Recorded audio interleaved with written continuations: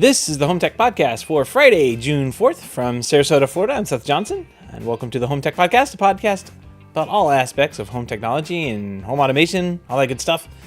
This week, we got a deep dive into, or just a quick dive into a couple of home tech headlines that came up over the last couple of weeks, last couple of days. But also sat down earlier with CEO and founder of Orro, Colin Billings, for a quick interview. So you're not going to want to miss that. It's a really cool product, and we're going to talk all about it. So, and of course, got Pick of the Week this week. But at first, I don't want you to forget. I got to keep plugging these every week until we get more people to show up. We got a couple more last week, but home tech talks that we're having. It's hard to say. I should probably rename that. But last week we talked about what happens when things go wrong, what things went wrong. There was a lot of discussion about particular products that may be challenging for any integrator to install. And we also talked a little bit about some DIY products that are challenging for everyone. So that's really cool to sit down and have those conversations with everybody. It's a great forum just to kind of like sit down once a week and just have a casual conversation. So if you want to know how to join that, head on over to HomeTech.fm/support, and it takes you over to the Patreon page. You should be able to access the back catalog from there if I have them all uploaded. I think I do, maybe not last week's, but I'll get it up there soon. But you can also, there's a link on there where you can sign up for Home Tech Talks. It's just a Zoom webinar, and it's pretty casual. Log in. First half we talk about things that have gone on that week, and then of course we typically have, if that doesn't go completely off the rails and we find our own topic, we usually have a topic that we can talk about. So check that out, HomeTech.fm/support, and get you over there for the Home Tech Talks. But let's jump into some home tech headlines. All right. Well, some big news. Actually, I got the wrong slide up here, so I'm going to back up to the first one. There we go. Jeez. There. Perfect. Oops. And get rid of my notes. This is going to be the hardest thing. I've got to figure out how to swap my notes around while doing the video cutting. A little difficult there, but I think I got it from here on. So, got a quick follow-up from a couple weeks back. Apple has published a new support document on their website that dives a little deeper into the details of the upcoming launch of lossless audio on Apple Music. Apple now says that both the HomePod and the HomePod Mini will support lossless audio after a future software update. So not even hardware, but just a future software update. This is a no-brainer. There's absolutely no reason the two devices shouldn't or weren't included in the initial rollout of this announcement. To me, this, if you take a step back, this screams like this is actually poor management and siloed departments. Like, that's what it screams to me. Like, this left hand isn't talking to the right hand. And that's the kind of thing that you get. Like, you're going to get an announcement that gets botched like this. I did hear that Apple was more excited about like having the Dolby Atmos stuff, the spatial audio, and that's what they were hoping everybody would latch onto. But everybody latched onto the lossless thing, and then figured out, hey, you can't use your earphones, you can't use your AirPods, you can't use your HomePod Mini. What can we use to listen to this lossless audio with? And it became a bigger story than it should have been. So, bad rollout. Hopefully they learn a few things about rolling out. They're really good at rolling out products, and when they miss, they swing and a miss. This is one of those things. So, like I said earlier, lossless is still not the key feature for me on this rollout, but the spatial audio, which is what Apple is calling Dolby Atmos, I think that's going to be more noticeable for more people. It's going to put that technology, which has been put in front of people a lot in the past. Like, we've had a number of like surround sound type standards that have come out over the years, and most all of them have failed. Like, I think Super Audio CD had some type of surround, like binaural or some kind of surround sound that you could get along with it. And while it sounded really cool, like it really had a good noise floor and everything, really great quality recordings, it didn't take off because you had to buy specialized equipment and all that good stuff. With Apple, you don't really have to buy anything special for this spatial audio thing. Like, it's built into the phone decodes it, sends it to your headphones, and you're good to go. You feel like you're going to be at that venue and everything. So I really think that's pretty cool. Hopefully we'll see some more from Apple on that in the future. Let's see. Oh yeah, there we go. Get this next story loaded up. Confirming rumors from back in April, IKEA this week listed the new Symfonisk picture frame and with Wi-Fi speaker product on its website. The device, which is listed for $199, has not yet been announced, but it's one of the two collaborations between IKEA and Sonos set for release in the very near future, evidently. According to the Since Removed webpage, when they put it up, took it down, the Symfonisk picture frame measures 22 inches high, 16 inches wide, and 2 inches deep. Now, IKEA says customers will be able to choose between, quote, various interchangeable fronts, and the frame will be offered in either black or white finishes. So I don't know, if you're watching the show, you can kind of see, and I'll put this kind of in the show art too, like you can kind of see the I don't know, they had this weird like sectional cut of what this thing looks like, and it's got maybe this modern-ish looking artwork on it. I'm not sure. I still can't figure out what this product is or how it's going to work out. Like this is very strange. I can't picture the product from what the picture that they provided, I guess is what I'm trying to say. So I'm really hoping that it that it looks better than this, the picture that they posted, and that you can actually swap out. Maybe you can't swap out the canvases. Maybe the canvases are part of the speaker grill, and that's just part of it. The story goes here. This is a story from The Verge. It goes on here. It says, like the previous two Symfonisk products, the picture frame is designed to blend into your home decor and not stick out as an obvious tech gadget. Notably, if you don't have any, currently have picture frames that have like a power cord coming out of them, that won't be noticeable. But I suppose for everybody else, we're going to have to figure out how to hide that power cord away from the actual Sonos speaker. So I'm thinking these would be pretty cool. I may put some up in the garage here, maybe one, maybe two. I don't know. I've got a different setup today. So if you can see me on the video, you can see there we go, that way. You can see I've got a wall behind me, and there's an outlet, kind of a pie, everything. So I'm getting ready for those for the days of the museum. And the museum, hopefully, my idea is to put it behind me. And that way you can see it back there, and when we have the show, you can kind of take a look and see what I've got on the shelves and that kind of thing. But I think the shelves are going to be IKEA shelves, because why not?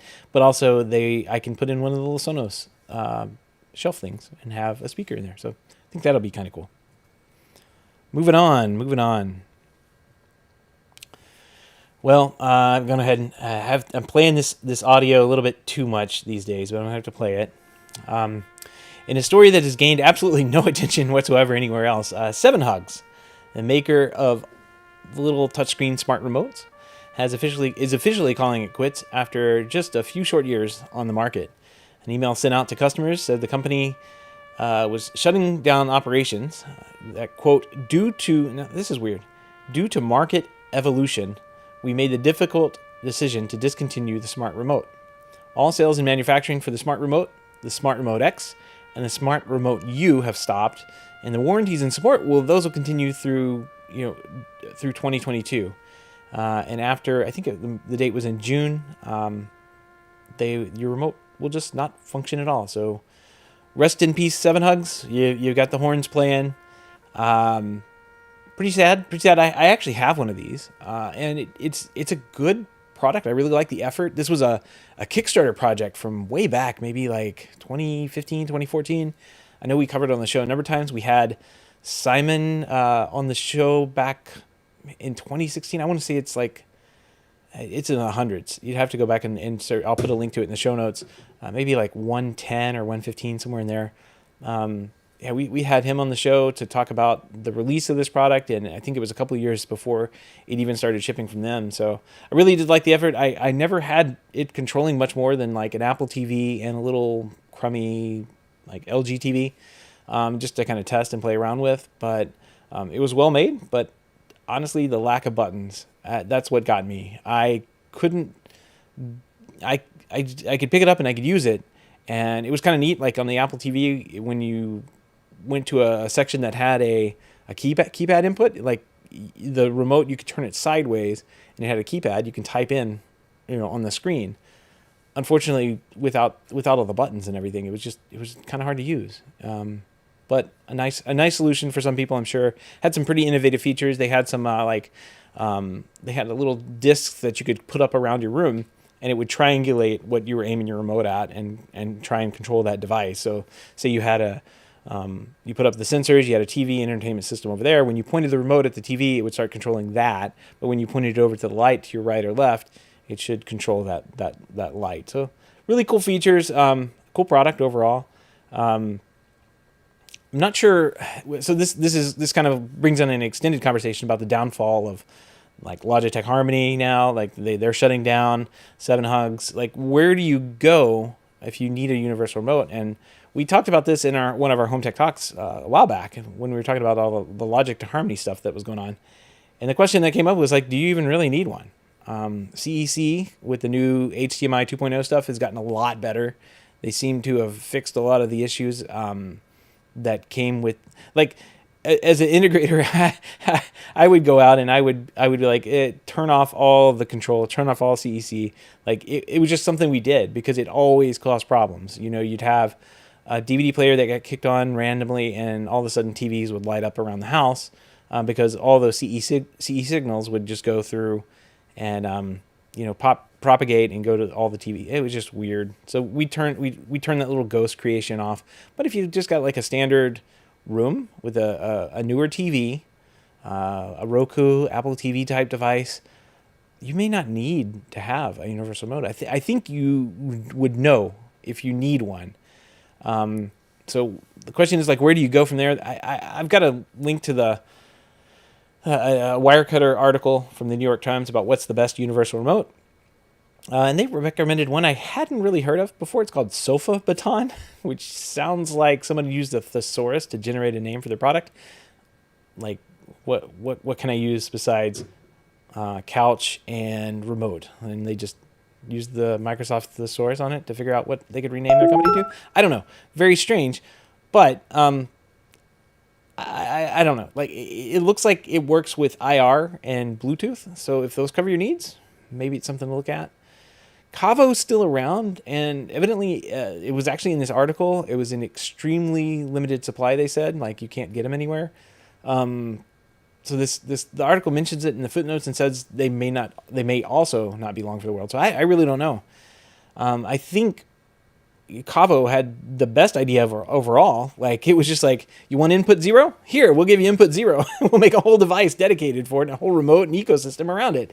And, well, like, you're going to get that with your TV for free in a couple of years. So it was kind of a tough sell. I think it still is a tough sell. I really like the product, the remote. Not so much. It wasn't a very good feeling remote or a comfortable remote to use, but overall, I like what they were trying to do. Just kind of taking over. They're replacing the receiver essentially and just using the Cavo to actually do all the HDMI switching and all the hard work. Great idea. I just don't know if it was a few years too late or too early. And here we're going to be, getting what they are providing as a product just built right onto Samsung or LG TV. So it's really hard to say where they're going these days.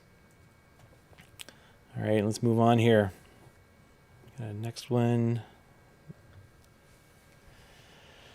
A new Control4 software update is adding full support for the Oversee Pro remote equipment management.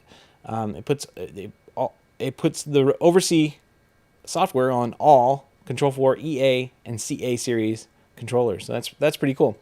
The update offers dealers the ability to remotely manage and service clients' Control4 connected devices for service contracts, troubleshooting, reduced truck rolls, and greater system insight. We talked about Oversee and what it means for this industry over the past, I don't know, a long time, for years it seems. And it seems like it is the one that has won out inside this industry. There's still a bunch of people out there still using Domots, I know of. And all the other companies were bought up either by Control4. So Ihiji was bought up by SnapAV. Backpack was bought by Control4, and then Control4 was bought by SnapAV. So like everything is essentially owned under SnapAV. It's all going to Oversee. Let's just not pretend that the other two exist anymore, and those brands will just disappear off the face of the planet. I actually found an Ihiji controller the other day, so I've got one for the museum. And I'll put it up there because it'll be nice.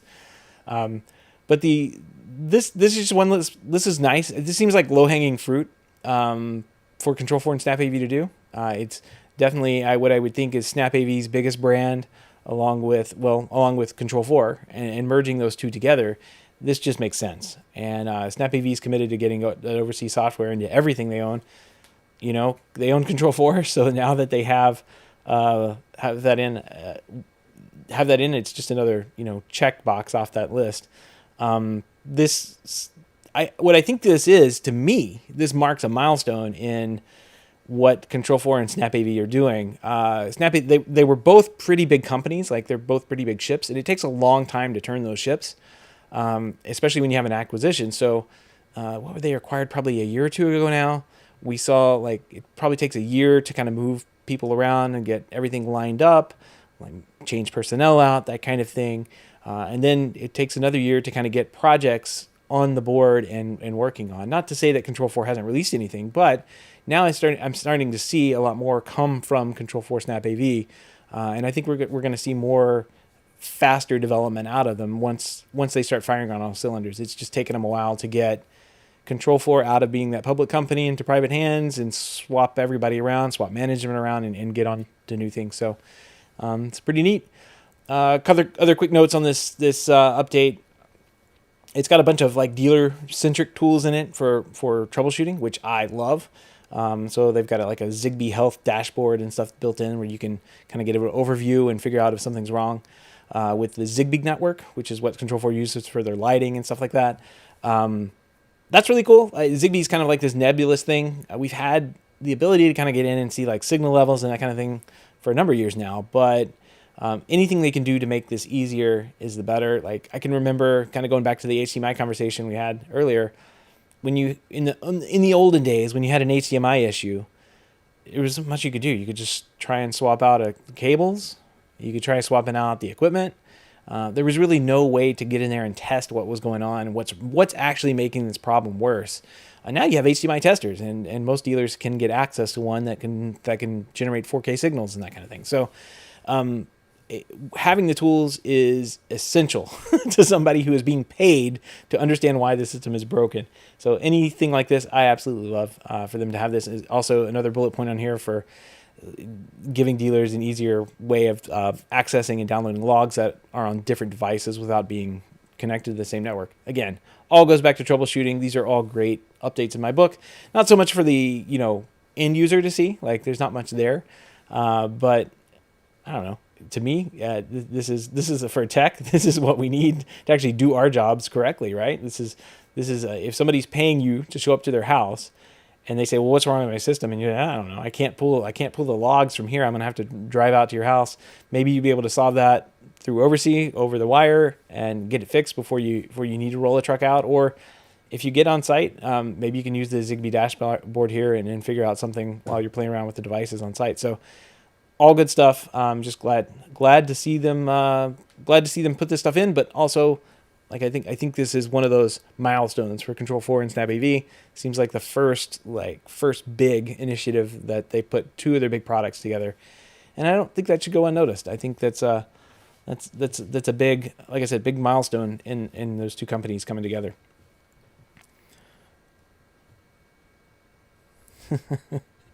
Okay.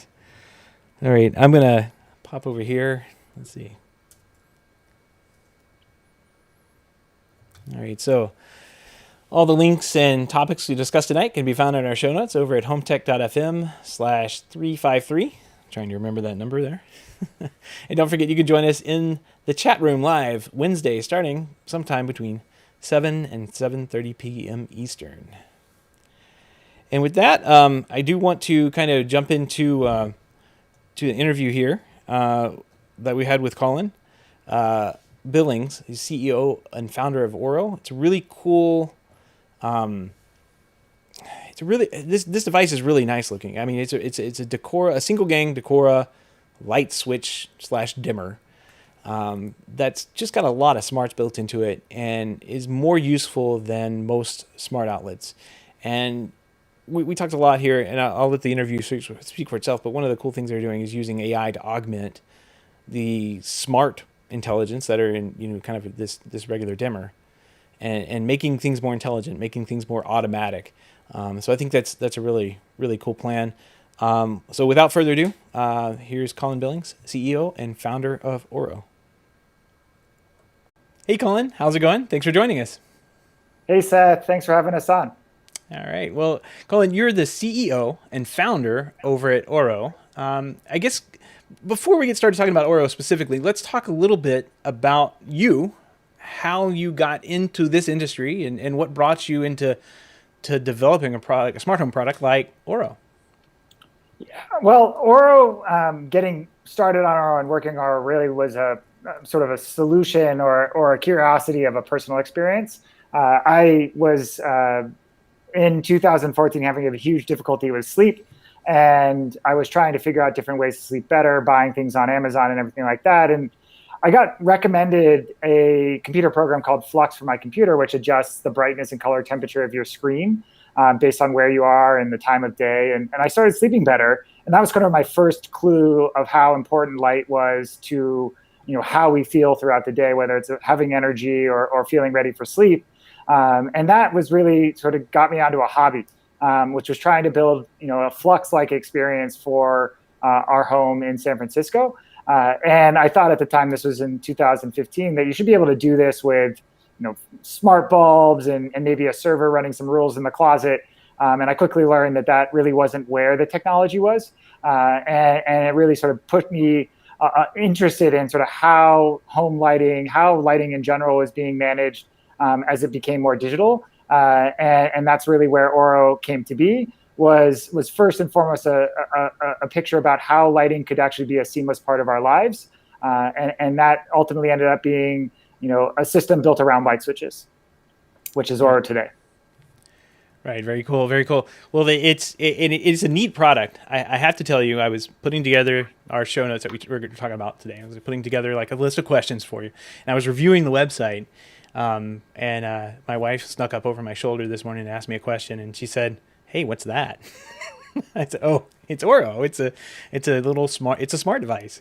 It's a smart switch essentially." And she goes, "Oh, your stuff usually doesn't look very good."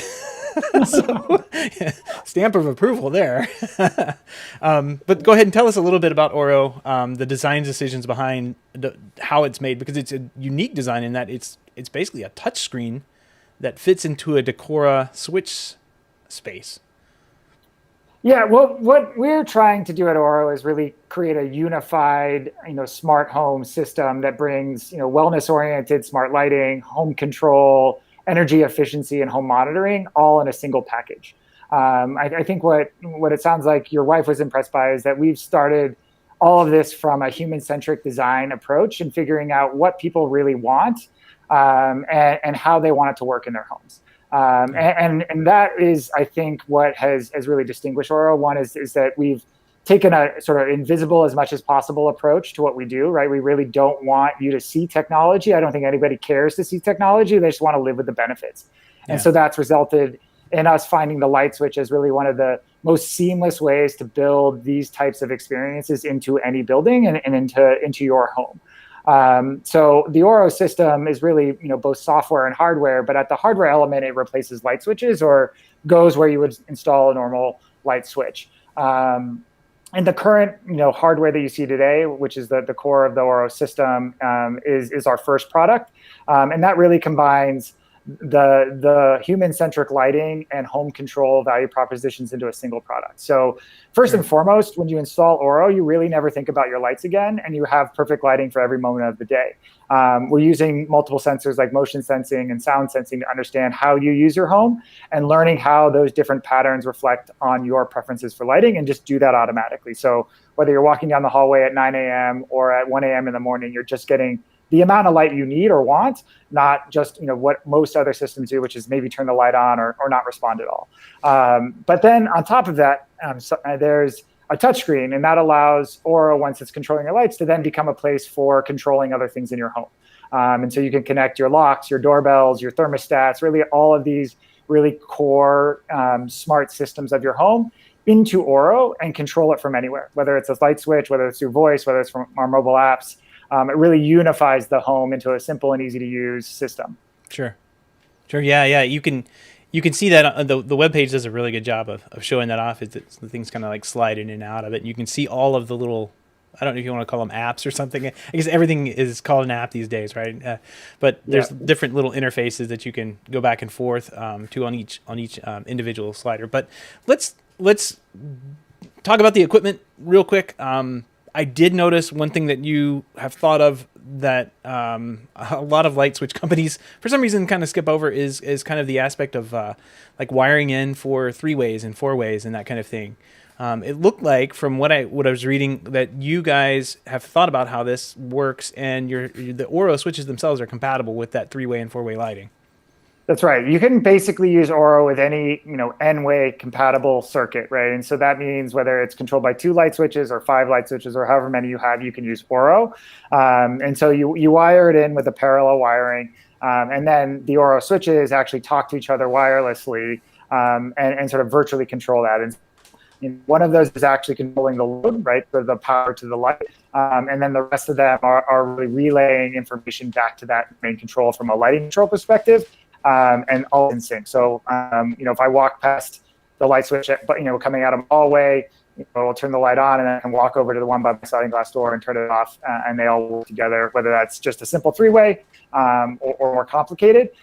It's worth pointing out for those folks who sort of have different setups that we also support what's called simple multi-way. So as long as the Orro switch is on the location right before the light, you can actually use traditional toggle switches on all the rest of your multi-way switches, and even turn them on and off and control the lights through that. And so we do some special stuff there on understanding how the electricity will change in the circuit when that happens, so that you can actually use Orro how you want to in your home. We've really focused on making it flexible. So if I have 10 switches that control one light, I don't need to get 10 Orros, in other words, right? Is that what you're saying? You don't have to. Yeah. Okay. Yeah. That's great. Yeah. Yeah. It's not so much a like. It's not good for you guys because I'm sure you'd rather sell the 10, but it makes way more sense for most people who have those types of circuits. Maybe it's like an outdoor light that you can switch from multiple locations. The main one you come to most of the time are the ones you're going to want to have that Orro installed at, and the one in the bedroom that you never use, it would kind of be a waste of money to do, and you could buy that Orro and put it somewhere else in your house. That's exactly right. I mean, our philosophy kind of, in addition to design, is openness, right? And that means it's your home. You should make it work how you want it to work. And that means we work with the brands that people care about. That means that we make decisions like this, which just says like, look, like, yes, we might want to sell another switch, but you as a customer, you as a professional installer don't want to use that. So like, why would we make it more difficult for you? And we really want to open it up. And it really helps blend the technology in with the rest of that. Because, I mean, I have smart lighting in my house, but not every switch is a smart light. And Right. it really helps blend in with the rest of the house when you don't have, mismatched things around the house. There's the Orro smart switch. But if I go over here, it's still just a regular toggle switch that I'm used to, even though it's integrated in with the Orro. So that's a great idea. And it'll let you do a lot more, advanced smart lighting in your home than you could get from a lot of these. If you wanted to buy, one of these expensive, a Radio Raw system, a homework system, a Vantage lighting system, what has previously been considered the top of smart lighting or connected lighting, those were all like, I have to do my entire home or nothing approaches. Right. And so with Orro, you really have that flexible. You can go room by room, you can go switch by switch. However you want to start and then eventually expand your system, we're really there to sort of make it as simple and easy for you as possible.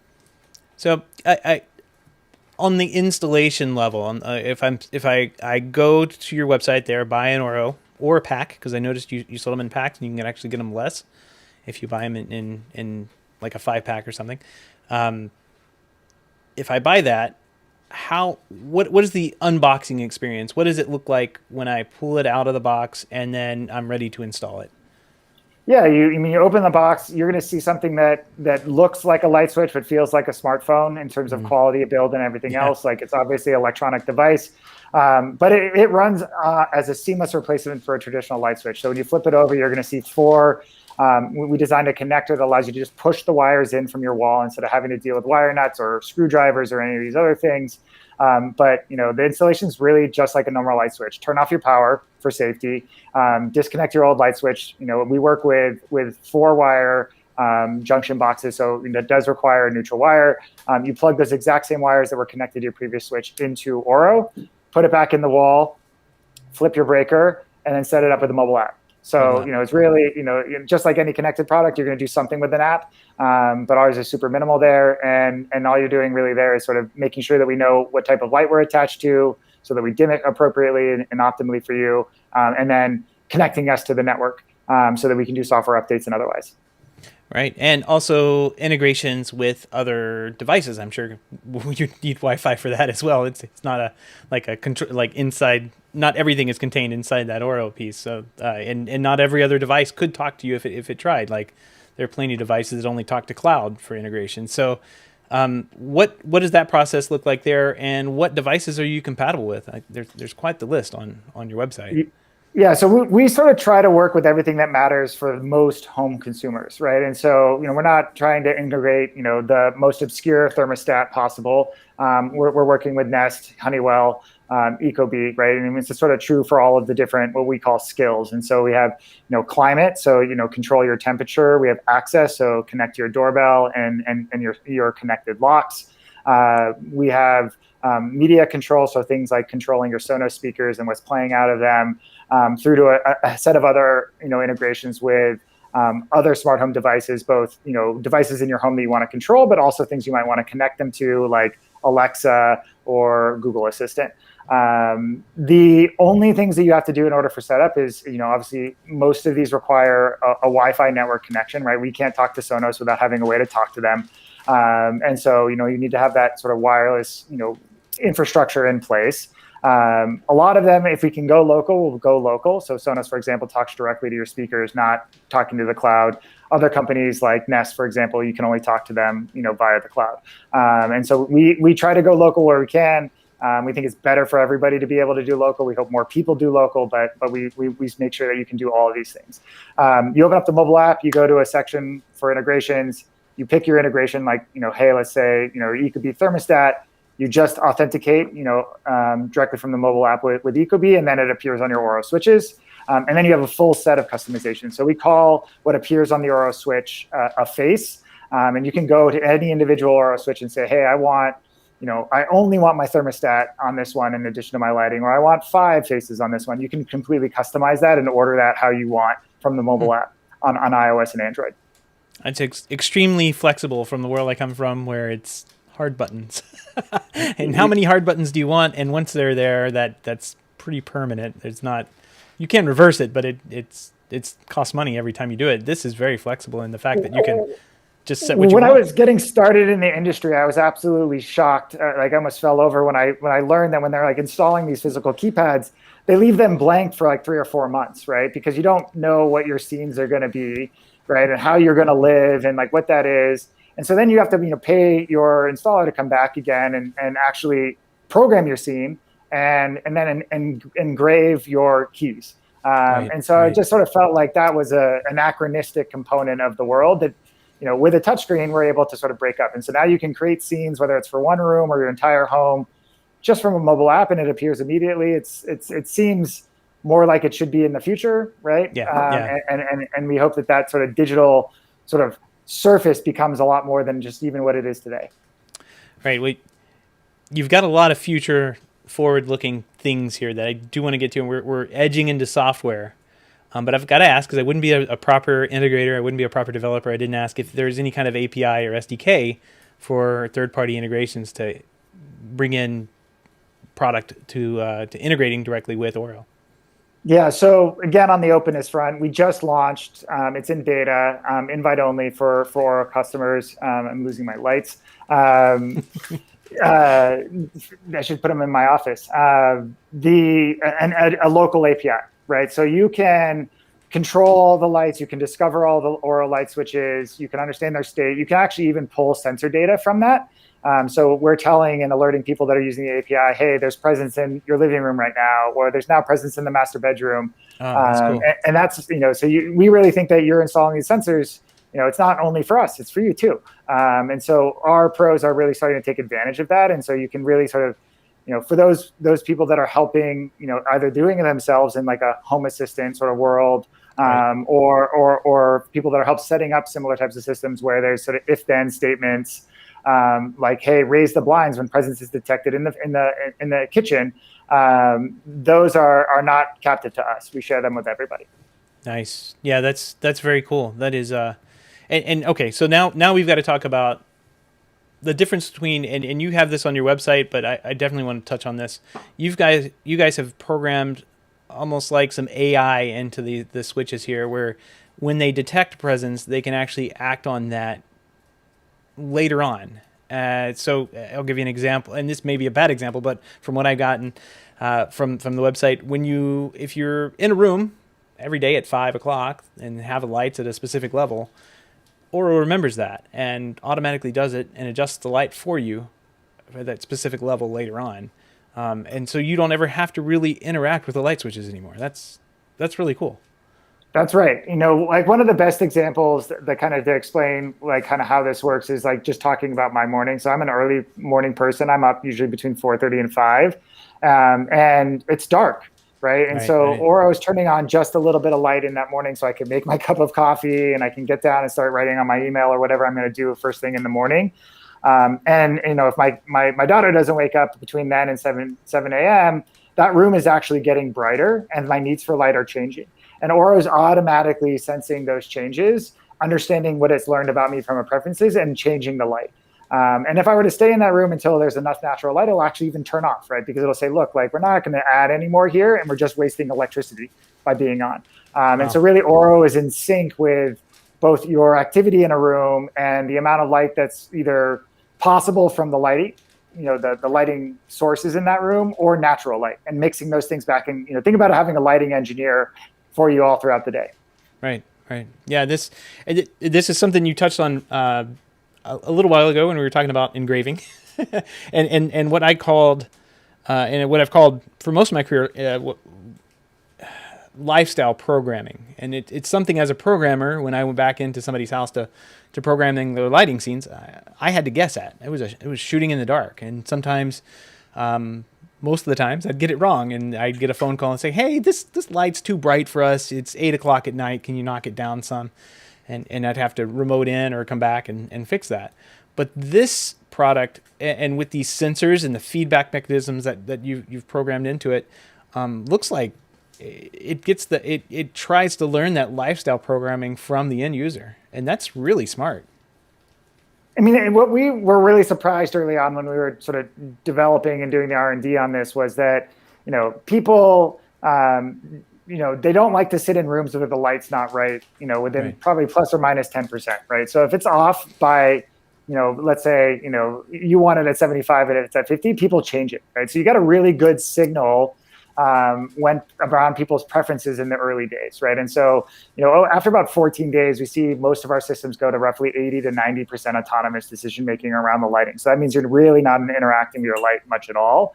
But then there was another thing that we learned over time, which is that you had to make sure not to just stay stuck in a rut, because people's patterns change, right?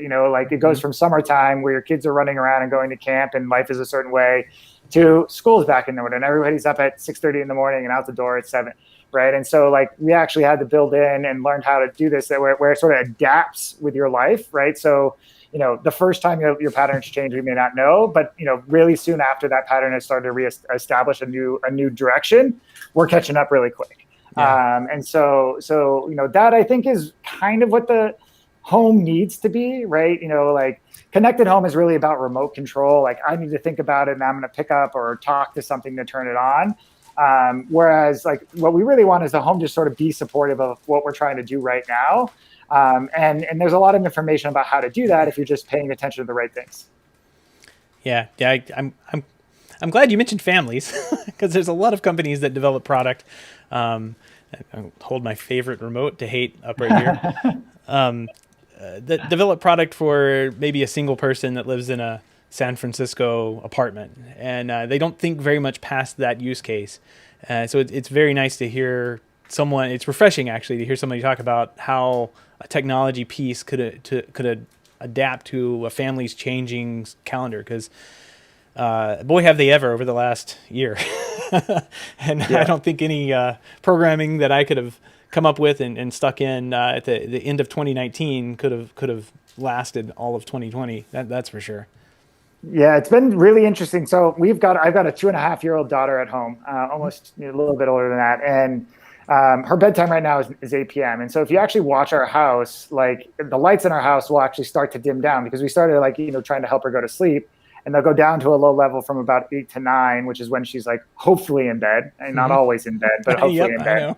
know. Um, and then, as the night goes on, it raises up just a little bit before dipping back down again because we like Right. to have low lights before going to sleep. And that's all just been learned by Orro and us, doing what we always have done, which is control a light switch from a light, to control lights from a light switch, right? We're not using an app to program it. You can, and we learn from that. But like, you just walk over to the light switch and say, like, look, I want it to be darker. Boom. Right. That's all you Right. have to do to teach it. Interesting. Interesting.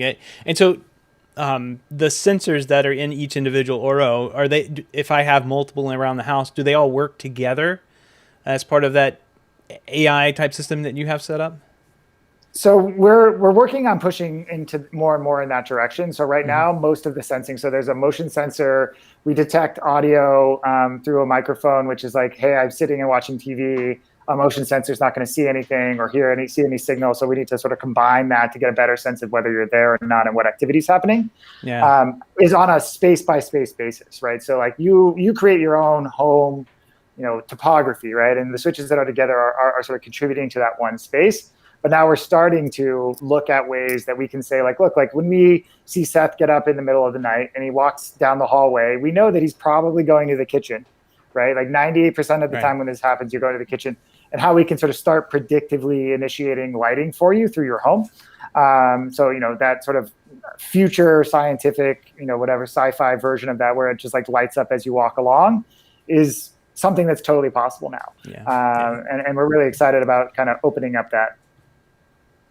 I'm going to draw a blank remembering this show that I always refer back to. I've literally done it a half dozen times on this show, but it was I want to say it was like a show about astronauts going to Mars for the first time, and it was briefly on like Hulu or something. Sean Penn was the star. I remember that because it had some big names in it. But in Yep. there, I believe they got lighting right. They got lighting when you walked in the room, the lights came on, and it wasn't anything. It was kind of just like I noticed it because I'm looking for that kind of stuff, but I also noticed it because it was so natural for the actors to just walk in the room and the lights were on, or they'd say lights on and the lights would turn on. And I really think that something like this comes pretty close to what we were seeing there, as fictional based off into the future somewhere. And it sounds like you guys could get there pretty quick. Yeah, no, I know exactly what you're talking about, and I had the same reaction when I saw it. I was like, it's the first representation of what I think lighting should be like. There's Yeah. another good one, which is Her. If you sort of watch some of the Yep. apartment scenes there, where it's just really responsive, right? This is what the combination of the right sort of sensors, the right sort of software and experience design can really sort of just make your home respond in that helpful and supportive way, right? Like, it's like even something like what they did with locks, where you can walk up to the door and it uses Bluetooth and unlocks the door as you're walking up. Those types of sort of ambient helpful automations is like Yeah. where the next step for the industry is, right? And Because nobody wants to manage it, nobody wants right. to think about it anymore, and the question is how we get to accuracy and helpfulness, and doing that on a very reliable basis. Right. None of it it tripped me up because none of it was a gimmick. Right. They didn't walk in the room. They go, yo, so and so, turn on my lights, and then look over the camera and wink. Like it was just natural. It was the flow of things. You walk in the room, the lights turn on. You wake up in the middle of the night, you tap a lamp anywhere on the lamp, and it and it triggers lights to go out to the bathroom and that kind of thing. And or you wake up like you said, and you're walking down the hall, and the lights are following you down to go to the kitchen. That that I think is a great idea of where we could be in the future, and we're not going to get there without all of these sensors being built into devices like yours. So really it's really cool to see a product like this come along. One thing I noticed, going back to your website, that you guys have a pro channel set up now. Can you give me a little information about what that's about?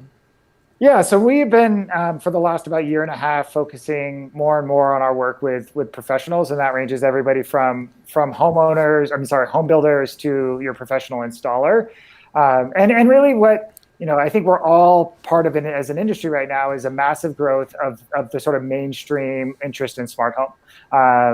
Where there's an infinitely larger number of people that will spend a few $1,000s for the benefits of smart home that would never spend $30,000 doing that. And so Orro really sort of provides that centerpiece or backbone for a system, and allows you to connect in your favorite systems. And, like I said, whether it's sound system or whether it's your climate or et cetera, really that automation platform that was needed from some of the legacy companies offering that, is now at a price point that just doesn't fit where everybody is interested. And so, we've seen a really huge amount of interest in the professional industry. It's really looking to sort of do more jobs. Maybe each individual one's a little bit less valuable from a revenue perspective, but you're doing a lot more of them, right? So, trading off doing, $5,000-$6,000 jobs in a week versus working on 1/3 of a $25,000 project, like you're ending up, sort of helping the installers that way. And in the end, it's the end consumer because you're getting the benefits of this in your house, right? You're more comfort, ease, convenience, energy efficiency, and security at a price point that is more in line with any budget than only for those with people with the most amount of money. Right. We said price point too. I haven't covered that yet, but let's go ahead and talk about price point. And I mentioned earlier you can get. I'm looking at the website now. It's a 5-pack. I said 5-pack. It's 3-pack and a 6-pack of these. So first off, the single is $199. The starter pack is 3 switches for $540 and $960 for 6 switches. That's a pretty good deal. You can save some money by buying the larger packs there. You can definitely save some money by buying more. I think what Orro is doing as a system is really a value that can't be beat, right? If you just think about one Orro switch in a room, you're getting an intercom system, you're getting a smart speaker with Alexa, you're getting a smart dimmer with a motion activated sensor, you're getting home scene control, you're getting a smart display. Like the list goes on with what you're getting, from Orro. And so, we're clearly not trying to be your low cost connected smart switch. Right. And we're really trying to provide that unified home experience in a way that's both actively helpful and then also gives you that sort of really simple controls for the things that you want to get perfect. And so, at that price, I don't think you can do it any other way for a cheaper number. No, it's actually a really good price considering all of the things that you do get in that, I don't have to put in an Amazon piece in every room or a Siri HomePod in every room. Like I can just put one of these in and I have access to being able to control my music. Like you said, there's Alexa built into it. It's more than one device that you get for one device, which is always a great thing. And as you mentioned before, like, we work with a lot of other products openly, right? And so even on the lighting side, right? So we have a capability called third-party lighting control, which means we take the intelligence of Orro and apply it to connected switches. So cool. You could even use Orro on just one switch, right? I mean, we have customers, many of them, that are putting Orro on every switch. But if you wanted to sort of have a hybrid system that uses a Cassetta product or a Leviton product, all of those things can be incorporated into your Orro system, just like a thermostat or other sort of third-party device. The only difference is that it's a lighting product, and we know a lot about how to do lighting in this sort of responsive and supportive way. And we take that smarts and send it over to your connected devices as well. You're making what I used to say is, well, we've got to make the dumb switch smart, but now you're making the smarter switches smarter. The Cassetas, the Control4s of the world, they don't have these sensors built into them that you do, and without that feedback, there's really not any other way to get this kind of intelligence built back into the system where it can help you. That's you're basically tied to either like trying to build a bunch of things with IFT or something like that, or or routines or schedules, right? Sort of like, hey, turn on at 7 p.m. Whether or not that's the right thing to do, it just does it, right? And that's kind of the limitations of what I think most people are referring to when they say smart switches. We really call ourselves a smart living system, right? We're sort of trying to take the raw atomic parts of a much more intelligent smart home. We build a lot of that into our device, but Sure. we can also allow you to take that and use it with the other devices that you want in your home. Excellent. Excellent. Well, Colin, I want to thank you for coming on. We're running up against our time here, and I want to thank you for coming on the show, first of all. But if somebody's interested in getting an Orro 2 or 3 or 6, where would they go?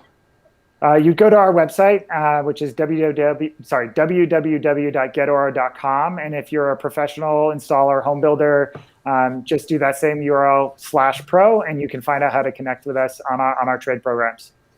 Excellent. Yeah, I was about to say if somebody wanted to find out more about the trade programs, they would go there. I think the link is all the way at the bottom. It says Pro on it, and you click that and heads on. That's right. Yep. Very cool. Well, Colin, thank you so much for joining us here, and we appreciate it. Thank you so much, Seth. All right, take care. And that was Colin Billings, CEO and founder of Orro. Really cool product. I've got a nice little picture of it here. I showed many of the different interfaces that they have. Really, I keep forgetting this has intercom built in. It's really cool. Like you can have intercom in every room that you if you need it, it's right there. It's perfect. So that's a pretty good idea. I really do like what they're doing with the sensors and the AI stuff. It's very unique, and it's having the ability to kind of like mimic what you were doing with your system. It just makes sense. Like that's we don't have, like, currently with the smart home, putting it in quotes, you can't really see it very well, but we don't have that feedback mechanism of getting those sensors and everything back in to feed the, like, what they would call AI in the other system.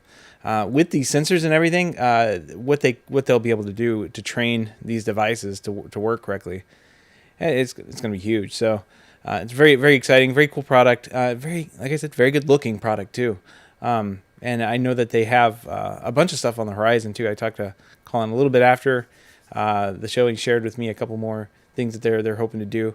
And yeah, looks there's a bright future, pun intended, I guess, bright future for these guys ahead in the years to come. So with that, let's jump into the pick of the week.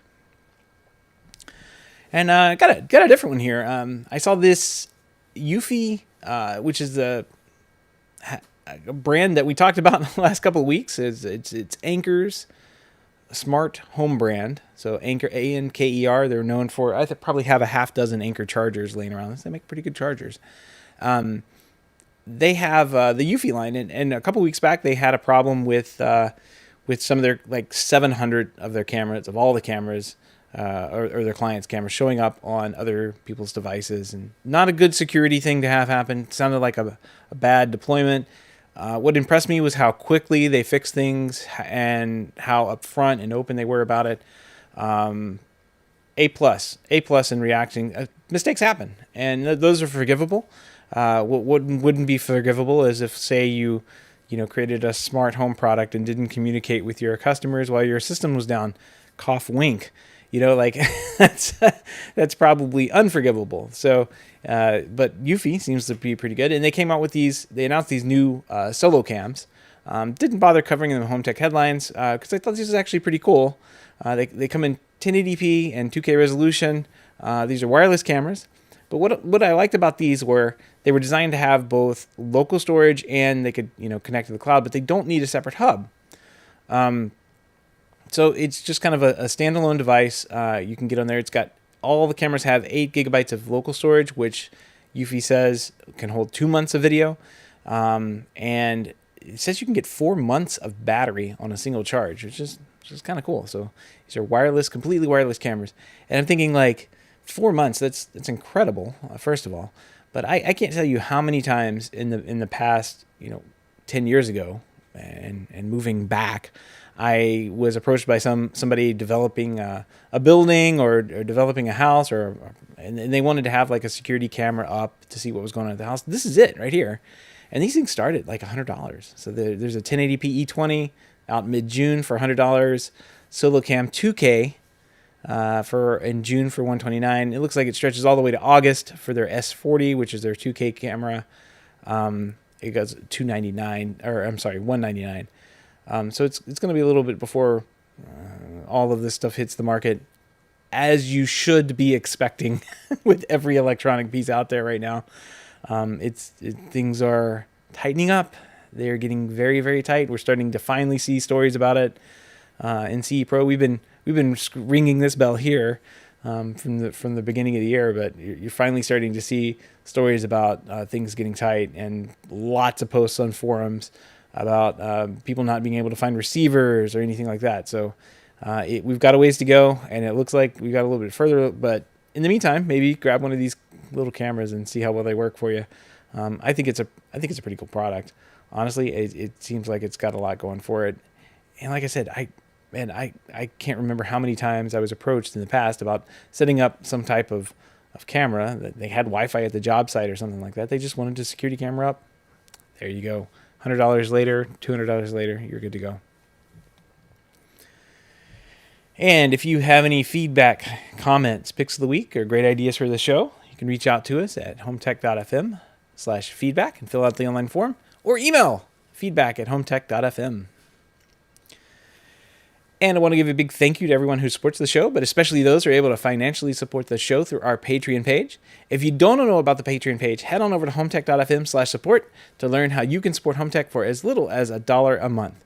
Any pledge over $5 a month gets you a big shout out on the show, but every pledge gets you an invite to our private Slack chat, The Hub, where you and other supporters of the show can gather every day and chat about, I'm trying to think what we were talking about. There's been a lot going on about these remotes disappearing and and different things that have been going on lately. I think somebody was thinking about just buying a remote, and it's like probably not a good time to buy one of those 7Hugs remotes. So maybe avoid that one. But you also get invited as well to check out on the Patreon page. Once you get in there, you can see the back episodes of the Home Tech Talks. Those are all available for you to watch anytime you want on demand. And there's also you also can sign up and join us on Thursdays. Like I said, this week again, the show airs Friday. If you watch it online, you might be able to get in a little bit earlier, but we'll be talking about security and security camera we talked about for the pick of the week. But we'll be talking about security in general. There's a lot going on in that industry, believe it or not. Both on the pro and DIY side, things have changed since I've been in that industry. And there's a lot of self-monitoring stuff that looks really cool these days. So I want to talk about that. So any patron at any level gets you invited, get you the ability to join those talks. If you want to help out the show but can't support the show financially, totally understand. Appreciate a 5-star review in iTunes or a positive rating in the podcast app of your choice. And with that wraps up another week of home tech news and home tech headlines. And had a great time talking with Colin about Orro.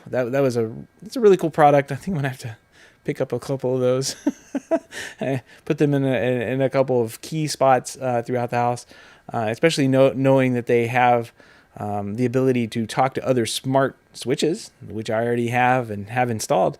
There's a couple places in my house where I have it would be a great place to have a keypad, and I don't have anything yet. It's kind of like I wired it kind of ready for the future, but this product seems like it fit right in there, and it's kind of like in the center of the house, and I don't know, seems really cool. Seems really just a really well thought out and well designed product, and also it's already gotten the stamp of approval from the aesthetics committee here. So I'm pretty excited to hear that. So with that, we'll call it another week, and we'll talk to you guys next week. Have a good one.